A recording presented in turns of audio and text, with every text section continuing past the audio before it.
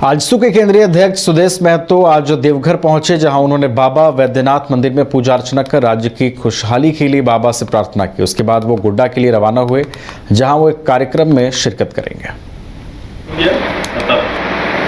आज संथाल प्रज्ञा स्तर की प्रमंडलीय बैठक गोड्डा में आउट है। इसी क्रम में आज बाबा नगरी में आने का और बाबा का दर्शन करने का अवसर में सौभाग्य प्राप्त हुआ है। संगठन में प्रमंडल स्तर के प्रमुख पदाधिकारियों का कार्यक्रम तय हुआ है और हम लोग पार्टी को रिबिल्ड करने के लिए, पुनर्गठन करने के लिए ग्राम स्तर से लेकर सारे इकाइयों को फिर से पुनर्गठित करने का कार्यक्रम पूरे प्रदेश में निर्णय लिया गया है। उसी संदर्भ में आज यहाँ पर संथाल प्रज्ञा के सभी पदाधिकारियों के साथ बैठे। जमशेदपुर में पीएमएफएमई महोत्सव 2024-25 का आयोजन बिष्टुपुर के गोपाल मैदान में किया गया। इस महोत्सव का उद्घाटन झारखंड सरकार के उद्योग, श्रम नियोजन, प्रशिक्षण एवं कौशल विभाग के मंत्री संजय प्रसाद यादव ने किया। उन्होंने अपने संबोधन में कहा कि आप लोग ब्रांडिंग का काम छोटे स्तर पर सही शुरू करें। सरकार छोटे छोटे उद्योगों को बढ़ावा देने के लिए काम कर रही है ताकि देश और समाज के विकास में आपकी अहम भूमिका रहे। अतिथिगण हमारे साथ हैं, ऐसे में स्वागत करता हूं और समाधान को खाद्य प्रसंस्करण क्षेत्र में को रोशन करते रहे। जमशेदपुर में आज शहीद आजम भगत सिंह, राजगुरु और सुखदेव का आज बलिदान दिवस मनाया गया। बलिदान दिवस पर पूरे देश में शहीदों को याद किया जा रहा है। वहीं जमशेदपुर में सामाजिक संस्थान नमन के द्वारा भव्य अखंड तिरंगा यात्रा एग्रीको के ट्रांसफर मैदान से निकाली गई है, जिसमें भारी संख्या में लोग शामिल हुए हैं।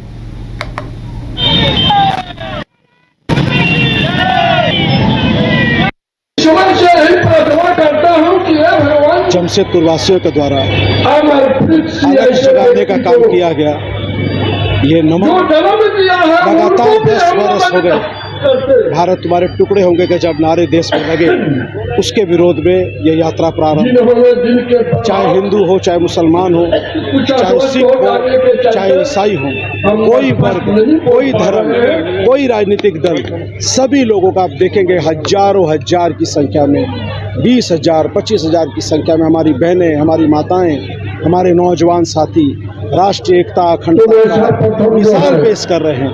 आज आवश्यकता है इस प्रकार के कार्यक्रम की, क्योंकि हम चाहते हैं नौजवान अपने रोल मॉडल शहीदों को बनाए, बलिदानियों को बनाए। भगत सिंह, राजगुरु, सुखदेव, चंद्रशेखर आजाद, मंगल पांडे, वैकुंठ शुक्ल, अशफाकुल्ला खान, बिरसा मुंडा, चांद भैरव, तिलका मांझी, सुभाष चंद्र बोस, खुदीराम बोस, लाला लाजपत राय, करतार सिंह सराबा, उधम सिंह, ऐसे वीर उनका रोल मॉडल हो। किसी भी परिस्थिति में डगमग ना होंगे, तमाम प्रकार के हडल हो, तमाम प्रकार की परिस्थितियों में जब उनका रोल मॉडल इस प्रकार के नौजवान होंगे, तो मुझे लगता है कि वो निश्चित रूप से अपना परिवार का भी यश प्रदान करेंगे, समाज को भी यश प्रदान करेंगे और राष्ट्र के लिए भी यशस्वी गाथा गाएंगे। ये नमन का ध्येय यही है, नौजवानों को राष्ट्रभक्ति, राष्ट्र प्रेम के साथ एकता, भाईचारा, समरसता का एक बड़ा। मसलिया प्रखंड के आमगाछी पहाड़ में रहने वाले बुजुर्ग पहाड़िया दंपति रघु पुजहर और उनकी पत्नी रोशनी देवी विगत 4 महीने से असाध्य रोग से ग्रस्त हैं। उन तक स्वास्थ्य सुविधाएं बहाल नहीं हो पाई हैं। जब इसकी जानकारी मसलिया के युवा समाज सेवी सचिन नंदी को हुई, तो उन्होंने सूबे के स्वास्थ्य मंत्री व विधायक दीपिका पांडे को इसकी जानकारी ट्वीट कर दी है, जिसके बाद स्वास्थ्य महकमा रेस हुई और असाध्य रोग से ग्रसित दंपति को दुमका स्थित फूलो झानो मेडिकल कॉलेज एवं अस्पताल भेजा गया है। थे मसलिया इलाज मतलब ये घटना आमगाछी पहाड़ की है। बीते दिन रांगा गांव में मेरा एक ग्रामीणों के साथ एक बैठक मतलब लाइब्रेरी के लिए हो रहा था। उसी क्रम में ये लड़का गांव में किसी महाजन के खोज में आया हुआ था पैसा उधार के लिए। तो कोई ग्रामीण मेरे पास लेके आया, तो उनसे बात करके पता चला कि इसके मम्मी पापा विगत 1 साल से मतलब पापा इलाज के लिए इलाज नहीं हुआ था, इसके लिए मतलब बीमार पड़े हुए हैं और मम्मी 4 महीने से। जैसे हम लोग उसका घर गए आमगाछी पहाड़ वेरीफाई करने के लिए, तो पता चला सही में उसका पापा 1 साल से मतलब बीमार है। उसका छाती के पास घाव हो चुका था, जिसमें सड़ चुका था, जिसमें बदबू और कीड़ा भी पड़ गया था, छाती और पीठ। और मम्मी भी 4 महीना से उसका बेड में मतलब खटिया में पड़ी हुई थी इलाज के क्रम में। पूछने पर पता चला कि पैसे के अभाव के कारण या घर का स्थिति दयनीय होने के कारण ये लोग इलाज नहीं करवा पाए हैं। इसी बात को मैंने सोशल मीडिया के जरिए मंत्री जी के पास रखा तो मंत्री जी ने तुरंत संज्ञान में लिया। साथ ही इसका इलाज के लिए डॉक्टर का टीम भी गए हुए थे पहाड़, आमगाछी पहाड़, और साथ ही उसको लेके आए। और अभी जैसे हमको पता चला किसी के माध्यम से कि ये लोग को रेफर भी कर चुके मतलब किया गया है।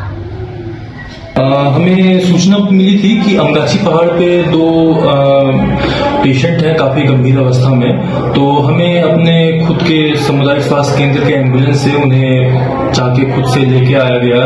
और हमें यहाँ पे जब इनिशियल असेसमेंट किया गया पेशेंट का तो काफी ज्यादा ही पुअर प्रोफाइल था, और प्रोफाइल के साथ साथ जब हम लोग ने उनका बेसिक इन्वेस्टिगेशन किया जो हमारे पास सारे सुविधा उपलब्ध थी, तो उसमें पाया गया कि उनके शरीर में खून की बहुत ही ज्यादा कमी थी, जिसके तहत हम लोग को उन्हें इमीडिएट ब्लड ट्रांसफ्यूजन की रिक्वायरमेंट पड़ी थी। तो इमीडिएट ब्लड ट्रांसफ्यूजन की जो रिक्वायरमेंट थी वो तो हमारे सदर दुमका में बहुत बेहतरीन रूप से उपलब्ध है, जिसके लिए हमें उनको अपने एम्बुलेंस से तुरंत ही बेसिक मेडिकेशंस देके और फ्लूइड चला के स्लाइन वगैरह करके उन्हें तुरंत ही सदर दुमका के लिए refer.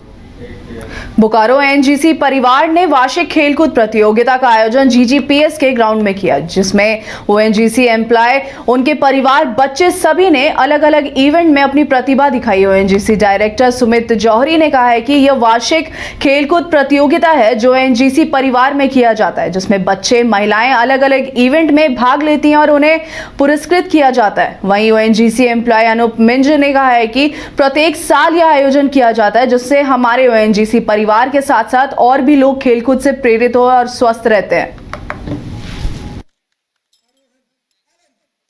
Again son of Anup Minz sir, sportsman का बेटा, स्पोर्ट्समैन में फर्स्ट ही आएगा। मधुमिता मैम, मिसेस अरुण प्रसाद, क्या बात। एमजीएम स्कूल बोकारो में Bokaro city women's judo league का आयोजन sports authority of India, ministry of sports के तत्वाधान में बोकारो जूडो संघ के द्वारा कराया गया। आपको बता दें, इस जूडो लीग का उद्घाटन श्री अयप्पा पब्लिक स्कूल की प्राचार्य शैलजा कुमारी ने किया। प्रतियोगिता में झारखंड के अलग अलग जिलों से आए 150 खिलाड़ियों ने हिस्सा लिया। इस कार्यक्रम में एमजीएम स्कूल के प्राचार्य फादर डॉक्टर जोशी वर्गीस, उप प्राचार्य रेखा बैनर्जी, बोकारो जूडो संघ के सचिव राजीव सिंह सहित अन्य लोग मौजूद थे। इस प्रतियोगिता में विजेता खिलाड़ियों के बीच 36 स्वर्ण, 36 रजत और 60 कांस्य पदक का वितरण किया गया।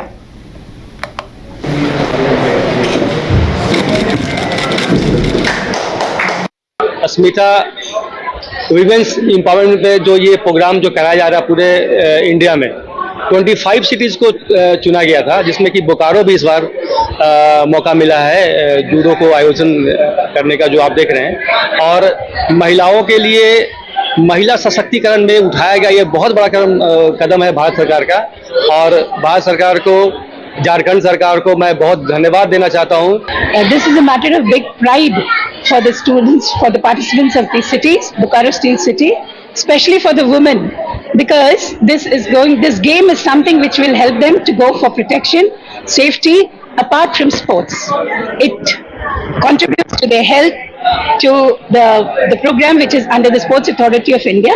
It's an initiative for women empowerment, women participating in the field of sports, and the pride goes to all the sports teachers, the coaches who have encouraged and trained these participants. It's a matter of honor and pride for Bokaro that for the first time we are hosting City's Women's Judo League in Bokaro, and we are very happy and delighted as a school to host the event.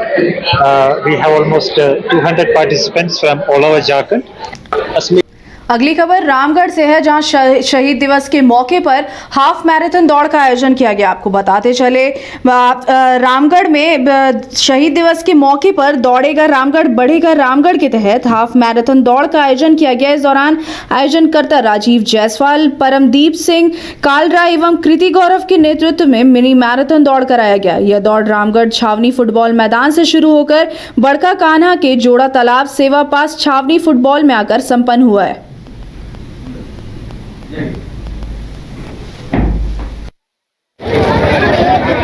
Good cameraman एक बार यहाँ से cover कर लीजिए, cameraman रहेंगे वो cover कर लें। 1 पर जाना है।